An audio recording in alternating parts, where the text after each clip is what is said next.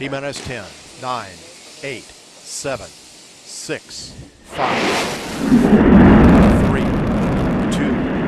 1, 0, and liftoff of Space Shuttle Atlantis on a mission to build, resupply, and to do research on the International Space Station.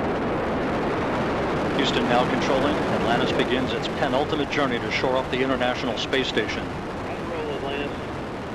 Atlantis now in the proper alignment for its 8.5-minute ride to orbit. 4.5 million pounds of hardware and humans taking aim on the International Outpost. 30 seconds into the flight. Atlantis almost 2 miles in altitude, almost 6 miles downrange from the Kennedy Space Center already, traveling 500 miles an hour.